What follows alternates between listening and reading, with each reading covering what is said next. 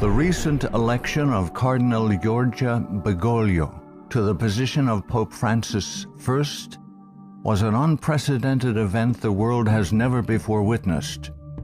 It is the first time in history that a member of the Jesuit order has been elected to the highest position of the Roman Catholic Church. Reactions worldwide varied from jubilation to matter-of-fact acceptance to disinterest. These very reactions reveal appalling ignorance of the true nature of the Jesuit order. Widely regarded as a benevolent missionary order, known for its educational institutions, the Jesuit order, as the Society of Jesus is commonly known, has long played an incredibly influential, albeit secretive, role in the destinies of nations, organizations, and individuals. Rulers, presidents, scholars, and even Catholics themselves, who are aware of the evil perpetrated by this powerful, far-reaching order, have left on record grave warnings that all should heed. Following is a compilation of quotes from a variety of sources. Some admit that their own diabolical organizations were modeled on Jesuit principles. Others give warning. A number of those who sought to warn did so at the cost of their lives. World's Last Chance would encourage all to carefully study the following material. Proverbs 1:5 tells us, "A wise man will hear and will increase learning, and a man of understanding shall attain unto wise counsels." Ignatius Loyola, 1491 to 1556, founder of the Society of Jesus and its first superior general. Nor will it contribute a little to our advantage if with caution and secrecy we foment and heighten the animosities that arise among princes and great men, even to such a degree that they may weaken each other. But if there appear any likelihood of reconciliation, then as soon as possible let us endeavor to be the mediators, lest others prevent us. Finally, let all with such artfulness gain the ascendant over princes, noblemen, and the magistrates of every place, that they may be ready at our beck even to sacrifice their nearest relations and most intimate friends when we say it is for our interest and advantage. Let proper methods be used to get knowledge of the animosities that arise among great men, that we may have a finger in reconciling their differences. For by this means we shall gradually become acquainted with their friends and secret affairs, and of necessity engage one of the parties in our interests. Immediately upon the death of any person of post, let them take timely care to get some friend of our society preferred in his room. But this must be cloaked with such cunning and management as to avoid giving the least suspicion of our intending to usurp the prince's authority. Putting aside all private judgment, we should always be ready to accept this principle. I will believe that the white I see is black, if the hierarchical church so defines it. Princes and persons of distinction everywhere must, by all means, be so managed that we may have their ear, and that will easily secure their hearts, by which way of proceeding all persons will become our creatures, and no one will dare to give the society the least disquiet or opposition.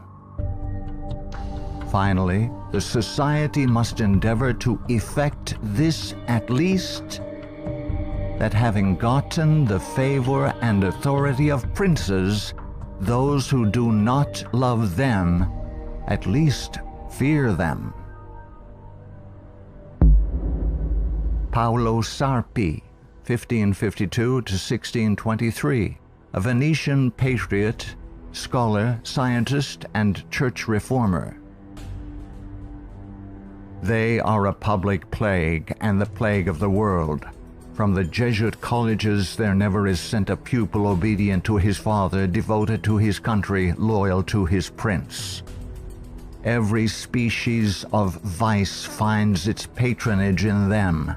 There is no perjury, nor sacrilege, nor parricide, nor incest, nor rapine, nor fraud, nor treason, which cannot be masked as meritorious beneath the mantle of their dispensation. Muccio Vitelleschi, 1562 to 1645, 6th Superior General of the Society of Jesus.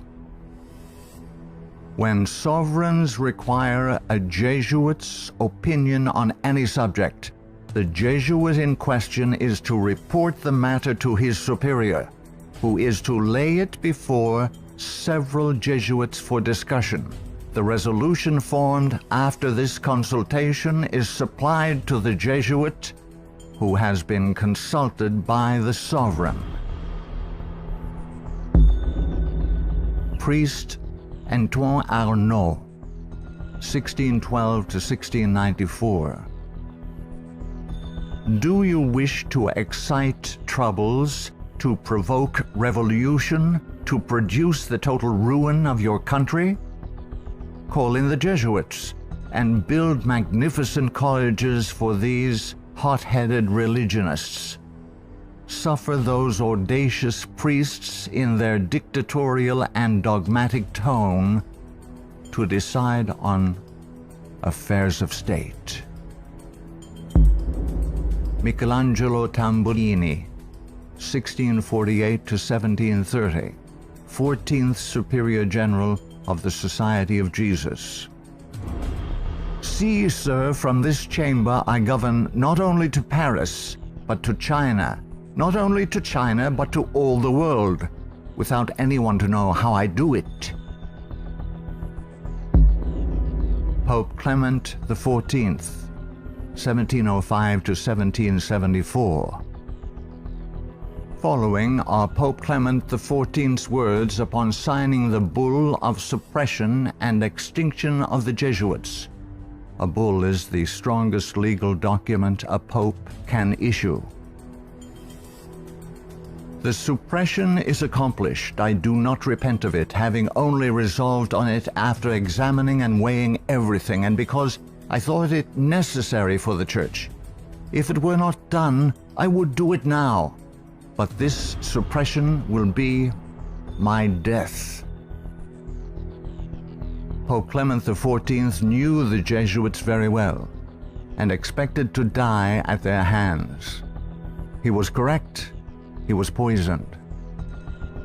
A peasant woman was persuaded by means of a disguise to procure entrance into the Vatican and offered to the Pope a fig in which poison was concealed. Clement XIV was exceedingly fond of this fruit and ate it without hesitation. The same day the first symptoms of severe illness were observed, and to these rapidly succeeding violent inflammation of the bowels. He soon became convinced that he was poisoned and remarked, "Alas, I knew they would poison me, but I did not expect to die in so slow and cruel a manner." His terrible sufferings continued for several months. When he died, the poor victim, said Comenon, of the execrable Jesuits to which the Bishop of Pistoia, Scipio di Ricci, the nephew and heir of Jesuit General Ricci, fully agreed. Pope Pius VII, the Pope who restored the Society of Jesus. Soon after Pope Pius VII was released from Napoleon's prison in 1814, he quickly restored the Society of Jesus with the papal bull Sollicitudo Omnium Ecclesiarum. If any should again attempt to abolish it, the Society of Jesus, he would incur the indignation of Almighty God and of the holy apostles Peter and Paul. John Adams, 1735–1826, second President of the United States of America. In 1816, John Adams wrote to Thomas Jefferson, third President of the United States, regarding the restoration of the Society of Jesus. My history of the Jesuits is not eloquently written, but it is supported by unquestionable authorities, is very particular and very horrible. Their restoration is indeed a step toward darkness, cruelty, perfidy, despotism, death. I do not like the appearance of the Jesuits. If ever there were a body of men who merited eternal damnation on earth and in hell, it is this Society of Loyolas. Shall we not have regular swarms of them here, in as many disguises as only a king of the gypsies can assume, dressed as painters, publishers, writers, and schoolmasters? If ever there was a body of men who merited eternal damnation on earth and in hell, it is this Society of Loyolas. We are compelled by our system to offer them asylum. Napoleon Bonaparte, 1769–1821, Emperor of the French. The Jesuits are a military organization, not a religious order. Their chief is a general of an army, not the mere father abbot of a monastery. And the aim of this organization is power.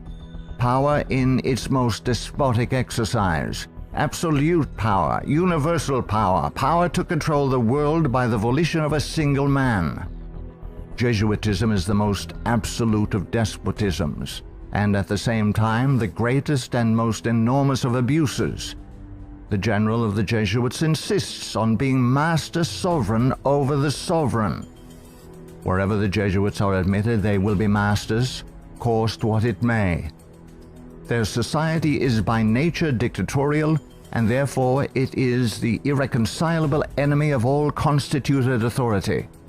Every act, every crime, however atrocious, is a meritorious work, if committed for the interest of the Society of the Jesuits or by the order of the general. Adam Weishaupt, 1748–1830, a Jesuit German philosopher and founder of the Order of the Illuminati.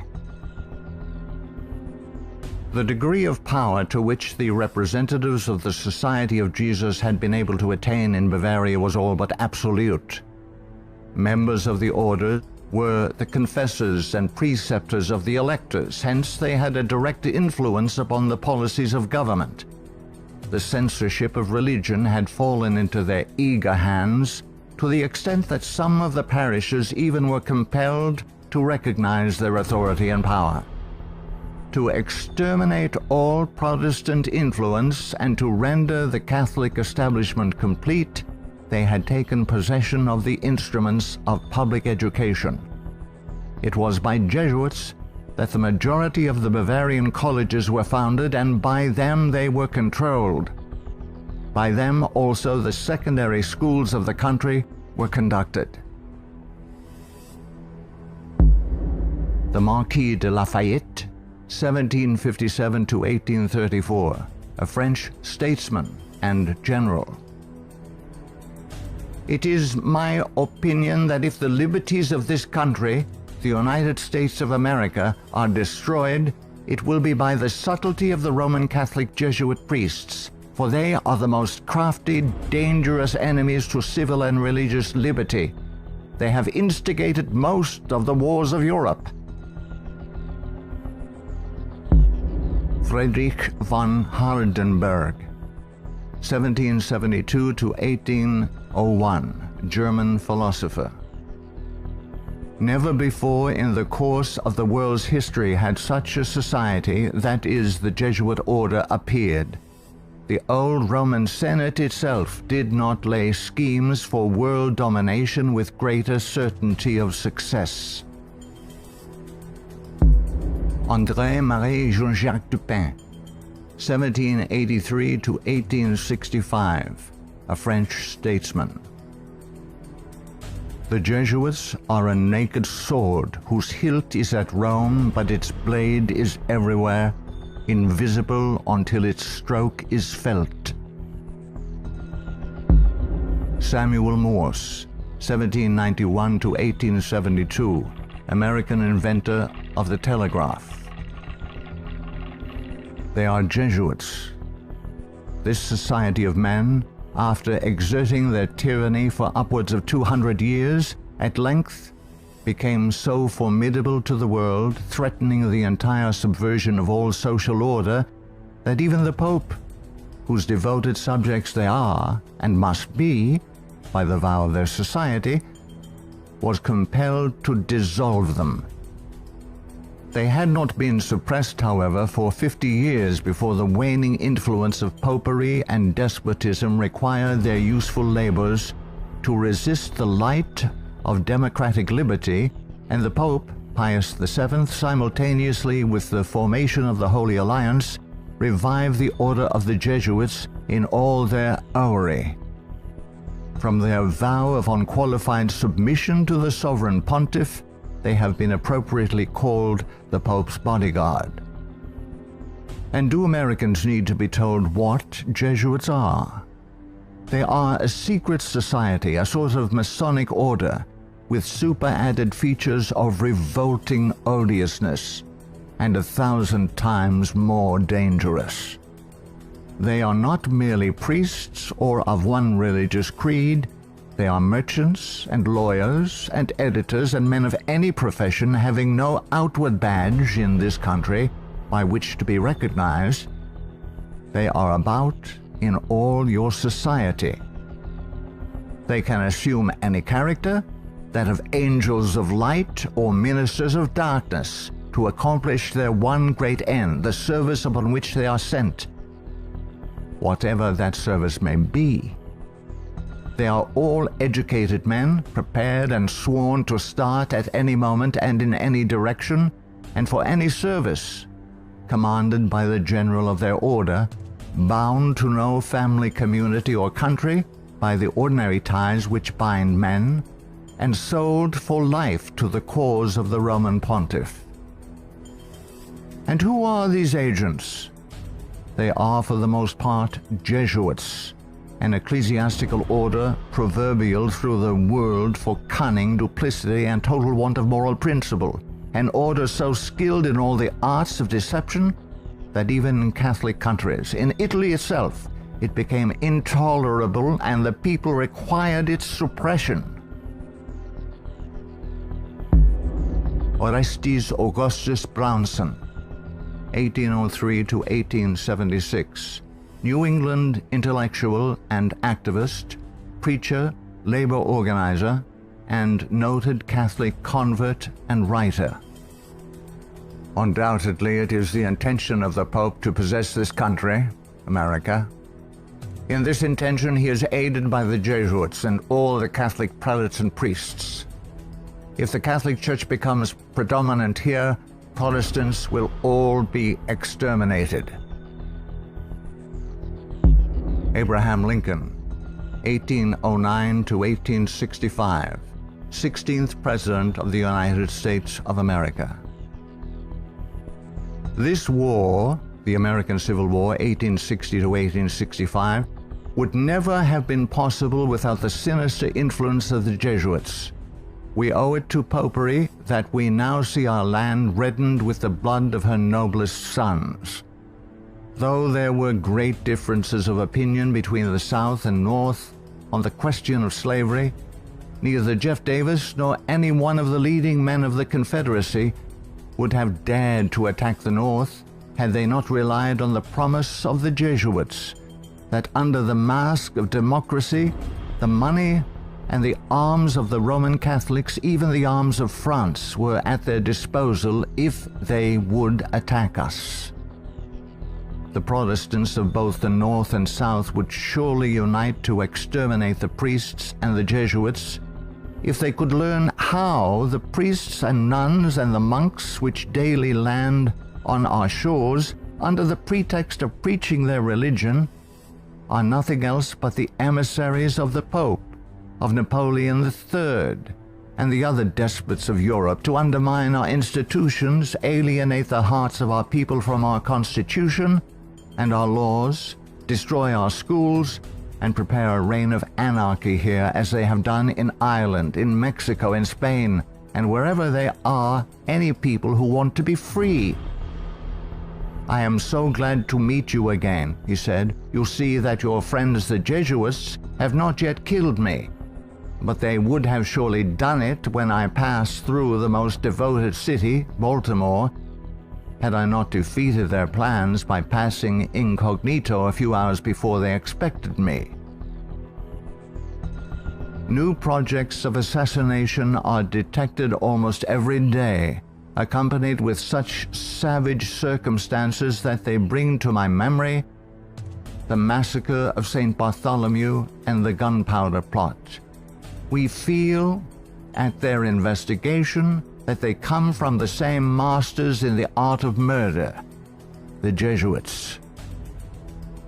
So many plots have already been made against my life that it is a real miracle that they have all failed when we consider that the great majority of them were in the hands of skillful Roman Catholic murderers evidently trained by the Jesuits.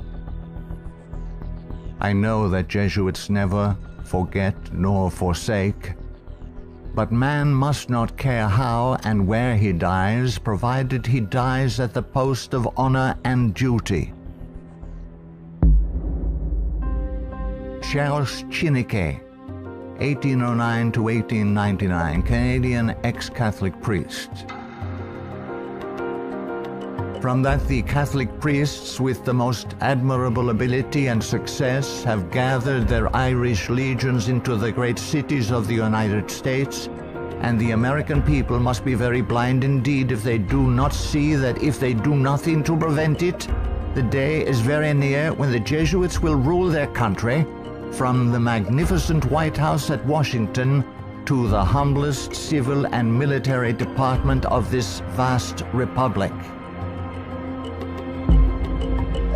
Brigadier General Thomas M. Harris, 1817 to 1906, physician and Union General during the Civil War. The organization of the Roman Catholic hierarchy is a complete military despotism of which the Pope is the ostensible head. The Black Pope is the head of the Order of the Jesuits and is called a general. He not only has command of his own order, but directs and controls the general policy of the Roman Catholic Church. He is the power behind the throne and is the real potential head of the hierarchy. There is no independence of thought or of action in its subordinate parts, implicit and unquestioning obedience to the orders of superiors in authority is the sworn duty of the priesthood of every grade.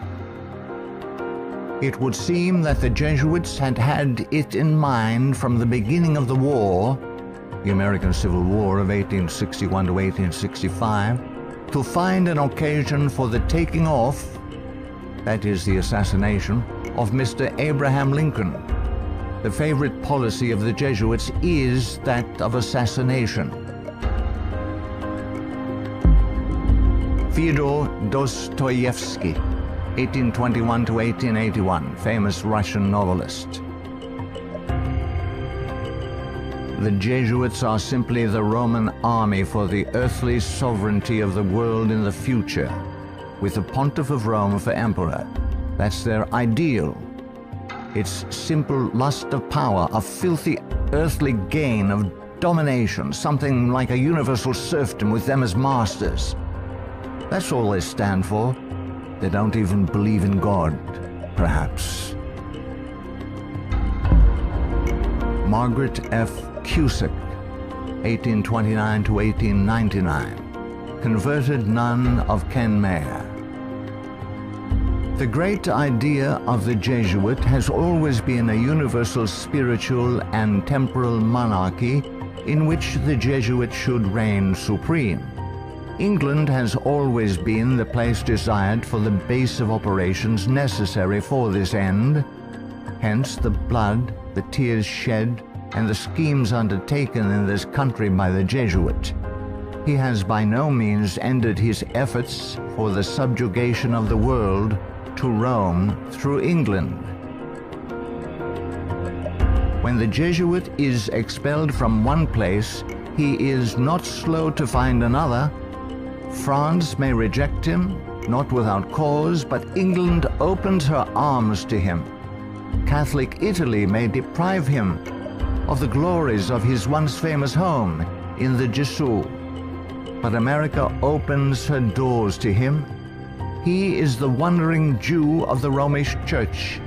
He is followed by the execrations of those by whom he was once beloved until they discovered his iniquities.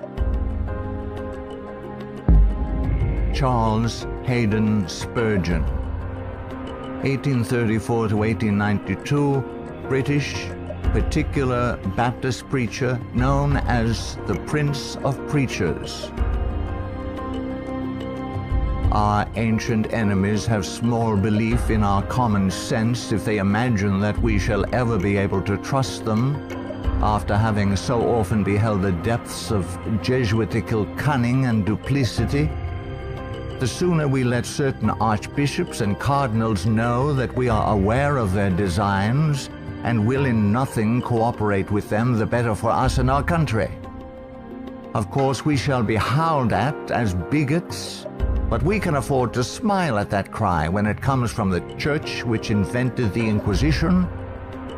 No peace with Rome is the motto of reason as well as of religion. Richard W. Thompson, 1809 to 1900, Secretary of the Navy, United States of America. The Jesuits are the deadly enemies of civil and religious liberty.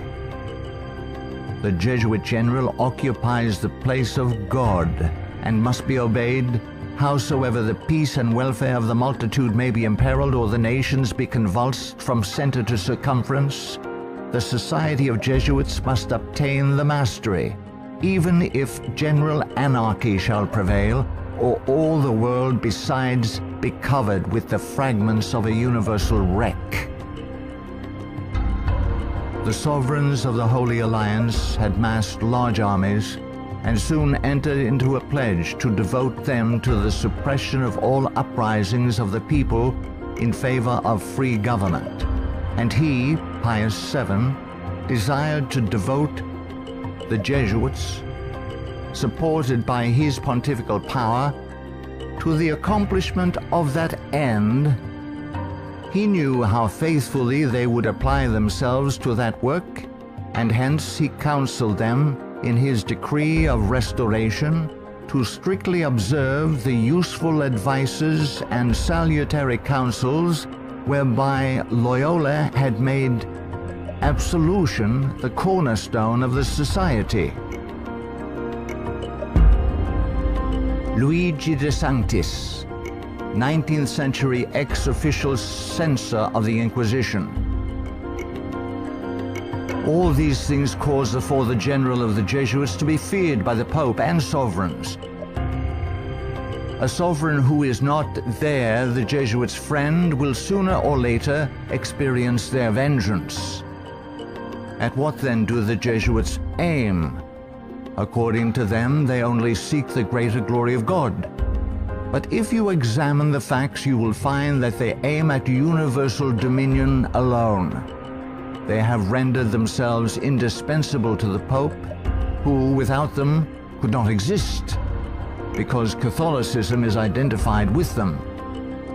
They have rendered themselves indispensable to governors and hold revolutions in their hands. And in this way, either under one name or another, it is they who rule the world.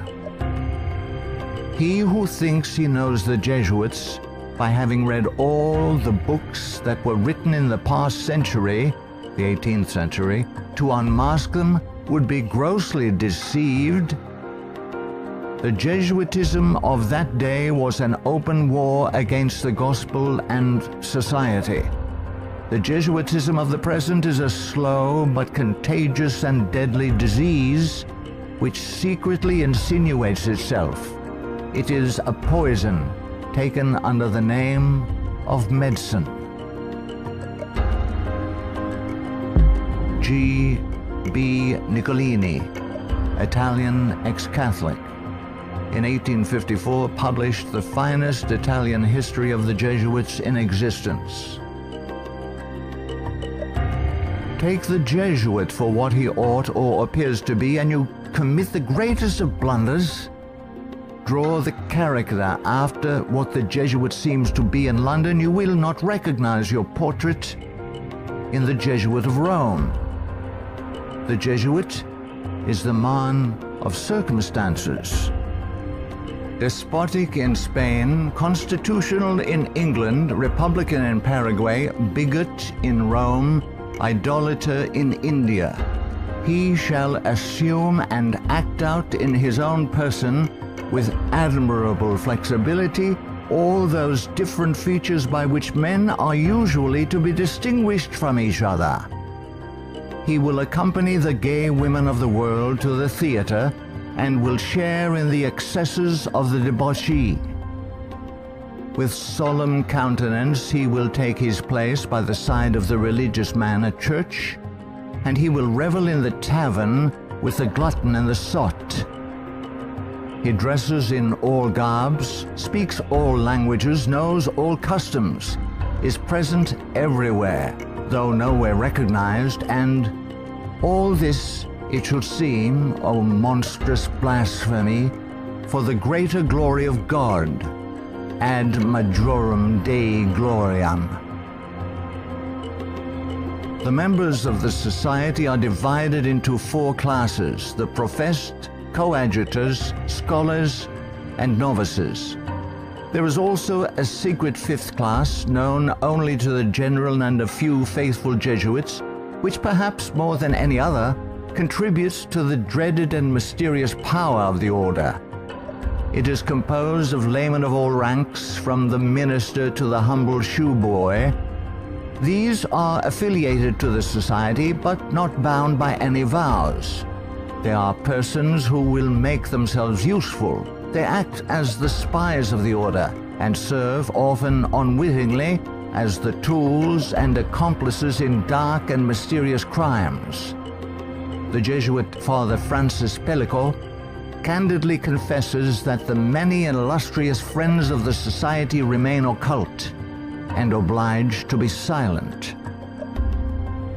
There is no record in history of an association whose organization has stood for 300 years unchanged and unaltered by all the assaults of men and time, and which has exercised such an immense influence over the destinies of mankind. The ends justify the means is his favorite maxim, and as his only end, as we have shown, is the order, at its bidding, the Jesuit is ready to commit any crime whatsoever. The immense wealth of the Jesuits has been bequeathed to them by wills made at the last hour. Francis Parkman, 1823 to 1893, American historian. The Jesuits, then as now, were the most forcible exponents of ultramontane principles. The Church to rule the world, the Pope to rule the Church, the Jesuits to rule the Pope. Such was and is the simple program of the Order of Jesus, and to which they have held fast except on a few rare occasions of misunderstanding with the vice-regent of Christ. Hector Macpherson, 1851 to 1924, prolific Scottish writer and journalist. So hurtful was the Jesuit order found to be that up to 1860 it was expelled no fewer than 70 times from countries which had suffered from its machinations. In spite of continental warnings, England under Queen Victoria, 1837 to 1901, who opened up communication with the Vatican in 1877 and enabled the order to carry out its Second Irish Massacre, 1845 to 1850, has become a Jesuit dumping ground. Those whom other countries have found from sad experience to be enemies, Britain allows to land on her shores and to carry on, unmolested, their work of iniquity. We are carrying toleration to excess, and unless there is a change of policy, this nation will one day pay a heavy penalty. Father Jeremy J. Crowley, 1861 to 1927, American ex-Catholic priest. All through the Middle Ages and the Renaissance period, the popes kept Italy in turmoil and bloodshed for their own family and territorial advantages, and they kept all Europe in turmoil for 2 centuries after the Reformation, in fact, just as long as they could in the wars of religion. Their whole policy is based on stirring up hatred and promoting conflicts from which they hope to draw worldly advantage. Popes and their Jesuitical agents have been and are the instigators of wars, and while the world is having real pain, Rome is having champagne. The Jesuit Superior General is at the head of this black and mute militia which thinks, wills, acts, obeys as the passive instrument of his designs. Their whole life must have but one aim, the advancement of the Jesuit order to which they are attached. How long shall the Roman Catholic hierarchy play the people for fools? Shall the government be of the people, for the people, and by the people, or by the Pope? Let's not let the Pope of Rome name our president for us. Lovers of your country, beware of Jesuitical intrigues, the political power of Romanism, and the honeyed words of politicians reaching after the presidency. Ellen G. White, 1827 to 1915, prolific author and American Christian pioneer. Jesuitism inspired its followers with fanaticism. There was no crime too great for them to commit, no deception too base for them to practice, no disguise too difficult for them to assume. It was a fundamental principle of the order that the end justifies the means. By this code, lying, theft, perjury, assassination were not only pardonable but commendable when they serve the interests of the Church. Under various disguises, the Jesuits worked their way into offices of state, climbing up to be the counselors of kings and shaping the policy of nations. Edmund Ronaine, 1832 to 1911, former Freemason who served as both secretary and master of Keystone Lodge. The religion of Masonry is a system of absolute despotism, and like that of Rome, demands a blind, unquestioning obedience to all its laws, rules, and edicts, whether right or wrong. What a singular commentary on the indifference, the subserviency, or the cowardice of society that an institution professedly organized by such cunning knaves, the Jesuits, and for such base purposes, and which has been sustained by fraud, falsehood, and deception from the commencement of its career to the present time, should be permitted today to dictate to, if not virtually to rule the nation, and to create such a dread in communities that even some of the ministers of Christian denominations, who detest its vile philosophy and who would like to see it swept from the face of the earth, are absolutely afraid to mention its name, either in the pulpit, the prayer meeting, or the Sabbath school, lest its secret vendetta vengeance might, in some concealed manner, be wreaked upon them. Adolf Hitler, 1889 to 1945, Austrian-born German politician and the leader of the Nazi Party. I have learned most of all from the Jesuit order. So far, there has been nothing more imposing on earth than the hierarchical organization of the Catholic Church. A good part of that organization I have transported direct to my own party. The Catholic Church must be held up as an example. I will tell you a secret. I am founding an order. In Himmler, I see Ignatius of Loyola. Walter Friedrich Schellenberg, 1910 to 1952, German SS Brigadier Führer, who rose through the ranks of the SS to become the head of foreign intelligence. The SS had been organized by Himmler according to the principles of the Jesuit order. The rules of service and spiritual exercises prescribed by Ignatius de Loyola constituted a model which Himmler strove carefully to copy. Absolute obedience was the supreme rule. Every order had to be executed without comment. Avro Manhattan, 1914 to 1990, a writer and philosopher. The Jesuits are one of the largest stockholders in the American Steel Company, Republic, and National. They are also among the most important owners of the 4 greatest aircraft manufacturing companies in the U.S., Boeing, Lockheed, Douglas, and Curtiss-Wright. No political event or circumstance can be evaluated without the knowledge of the Vatican's part in it, and no significant world situation exists in which the Vatican does not play an important explicit or implicit role.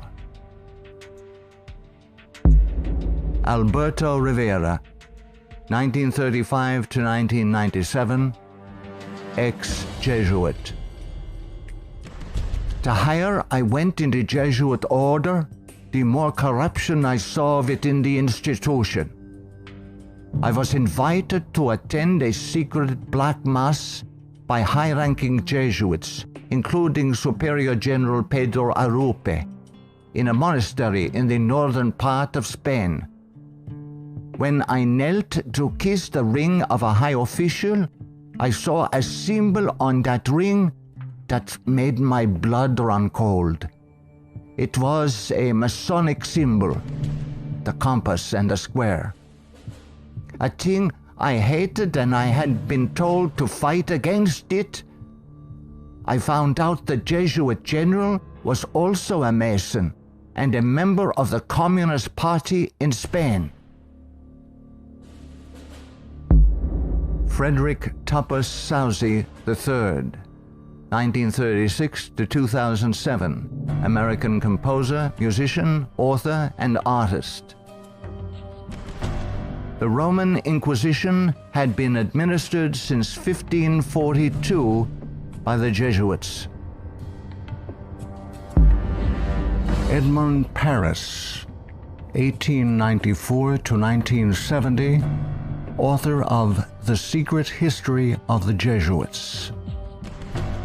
The public is practically unaware of the overwhelming responsibility carried by the Vatican and its Jesuits in the starting of the two world wars, a situation which may be explained in part by the gigantic finances at the disposition of the Vatican and its Jesuits, giving them power in so many spheres, especially since the last conflict. The Jesuits are a secret society, a sort of Masonic order, with super-added features of revolting odiousness and 1,000 times more dangerous. The Führer had come to power thanks to the votes of the Catholic Zentrum, Central Party overseen by Jesuit Ludwig Kass, only 5 years before, 1933. But most of the objectives cynically revealed in Mein Kampf were already realized. This book was written by the Jesuit-controlled Father Bernhard Stempfler and signed by Hitler. For it was the Society of Jesus which perfected the famous Pan-German program as laid out in this book, and the Führer endorsed it. Nino Lobello, 1922 to 1997, American author and journalist, specialized in writing about the Vatican.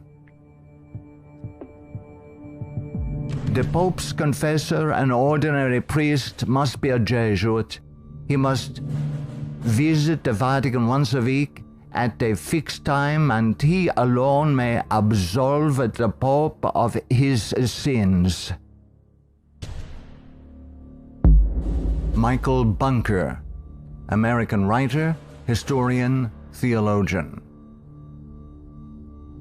There is a conspiracy against Christendom, but who are Satan's agents in this conspiracy? The agents are the Jesuits. Even though the Jesuits exude vast influence and control in the areas of theology, education, recorded history, and current media, I am still perplexed that virtually no literature exists exposing the Jesuits' influence on mainline Protestantism.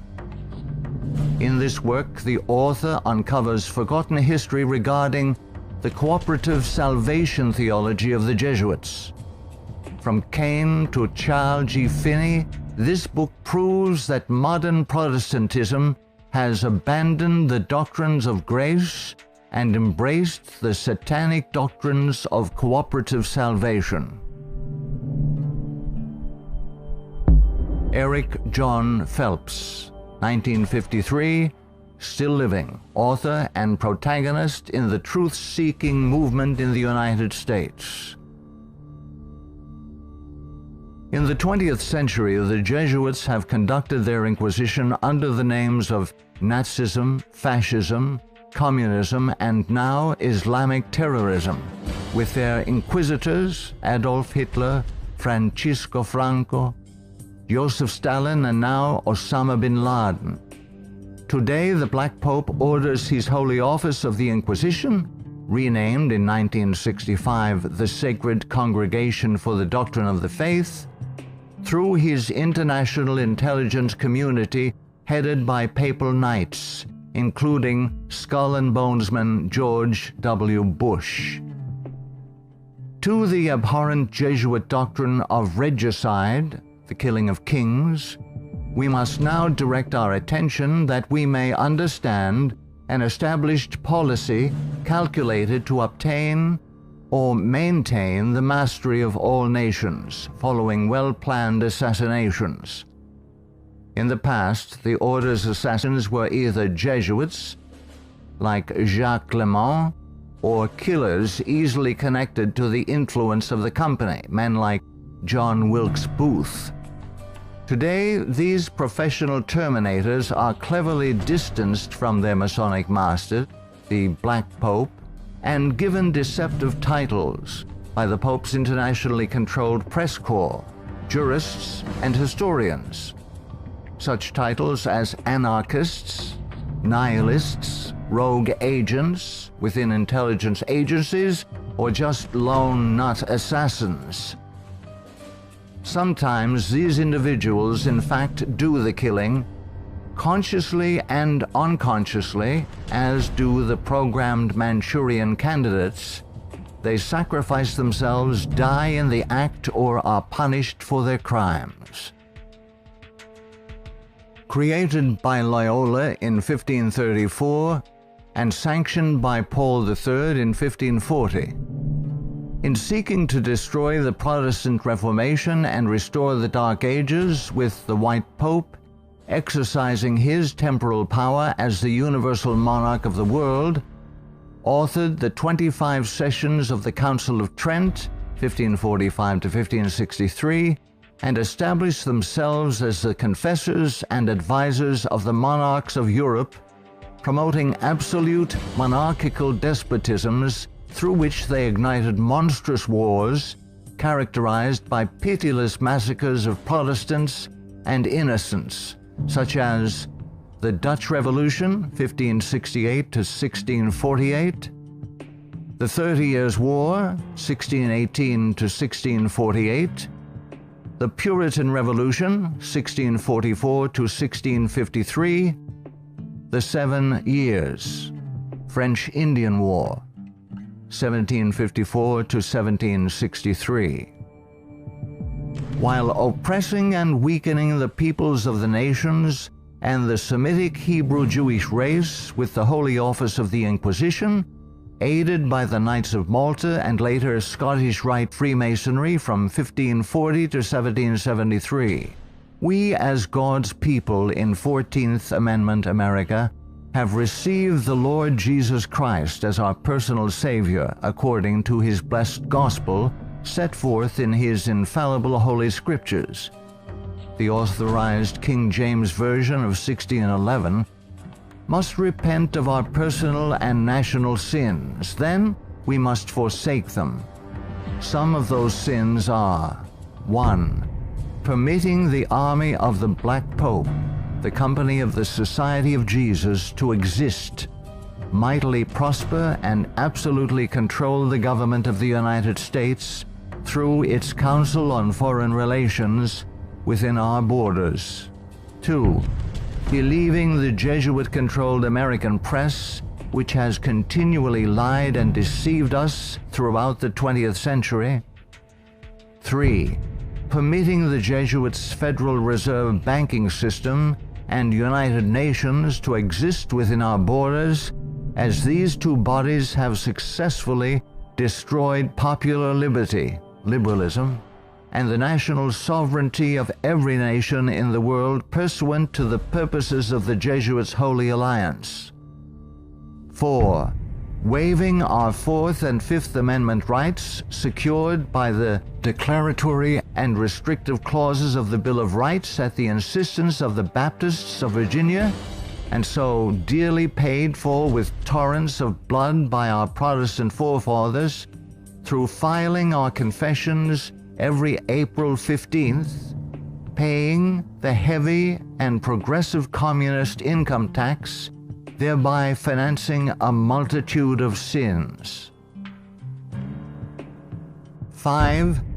Permitting the drafting, vaccinating, and sending of our sons abroad to fight the Pope's foreign wars, such as the war in Vietnam and the recent wars in Serbia, Iraq, and now Afghanistan, resulting in the further destruction of American liberals and foreign heretics so condemned by the Jesuits' Council of Trent. 6. Permitting the Jesuits, in control of the government of the American Empire, to use our military and financial might to enthrone dictators around the world whose first allegiance is to Rome, thereby restoring the temporal power of the Jesuits, infallible Pope, returning the world to the Dark Ages. 7. Consenting to the Jesuits' Supreme Court decisions in removing the Protestant Bible and prayer from the bulwark of American liberty so hated by the Jesuits, the public school system. 8. Consenting to the immigration of millions of Roman Catholics and pagan persons of color whose loyalty to the Pope or their own race, religion, and nationality is greater than their loyalty to our Protestant constitution and republican form of government, thereby creating a multitude of agitations justifying more centralization of power in Washington, D.C., and through amalgamation, the Africanization of the American white Celtic Anglo-Saxon race, being historically the greatest enemy of the Jesuit order, especially its Bible-believing Protestants and Baptists, as intended by the Company of Jesus pursuant to its Jesuit oath. 9. Consenting to the Jesuit Supreme Court's several decisions of forced integration, resulting in the destruction of both the white and black races through amalgamation, as the exchange of viruses, bacteria, and parasites, unique to each race, creates powerful combinations in the offspring, producing a non-resistant, weak, and sterile population within 5 generations. 10. Consenting to the Jesuit Supreme Court's decision of legalized abortion, resulting in the mass murder of unborn babies, polluting the land with innocent blood, ultimately collapsing the Ponzi scheme called the Social Security system, justifying mass murder of the elderly by the coming fascist dictator, provoking the Lord against us to consume us, until there be no remnant nor escaping in the land, by means of a massive military invasion composed of a coalition of nations, cleansing the land with the blood of unrepentant and unforgiven American murderers. 11. Succumbing to race hatred as a result of Jesuit-controlled Masonic agitators such as the White Knights of the Ku Klux Klan and the Black Nation of Islam, justifying the imposition of martial law when the inner-city race wars begin. 12. Sheepishly giving up our real wealth, gold and silver coins in exchange for indulgences, the Jesuits' worthless paper money called Federal Reserve notes, and thereby becoming a nation of overworked, unprincipled, money-hungry thieves. 13. Consenting to the cattle brand of the Jesuits' Social Security number as a means of identification to be used by their international intelligence community, begun by Hitler's SS at Dachau, it being the forerunner of. 14. Obeying the evil 1968 gun law of Nazi origin and thereby, upon purchasing new firearms, blindly registering our guns, our swords of just defense, enabling the coming Jesuit-controlled white fascist military dictator to ultimately take them from us, making our annihilation sure pursuant to the Council of Trent. 15. Committing a multitude of personal sins, both public and private, ensuring that our annihilation will be a righteous act in the eyes of both the risen Son of God and mortal man. Far from being the benevolent educational missionary society many view the Society of Jesus as being, the Jesuit order is responsible for some of the most heinous acts in recorded history. They have battled truth and righteousness, crushed religious liberty, influenced kings, and sought to mold the course of history to carry out their own agenda. Now that the visible head of the Roman Catholic Church is himself a member of this order, the power of the Jesuit order is complete.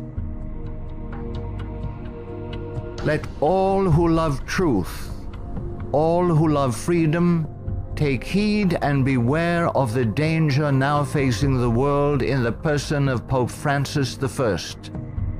Error and wickedness will ever seek to use force against truth and righteousness. Now is the time to draw close to Yahuwah, setting aside the sin that doth so easily beset, and surrender all to the Creator. he will accept all who come to him in faith. A prudent man foreseeth the evil, and hideth himself, but the simple pass on, and are punished.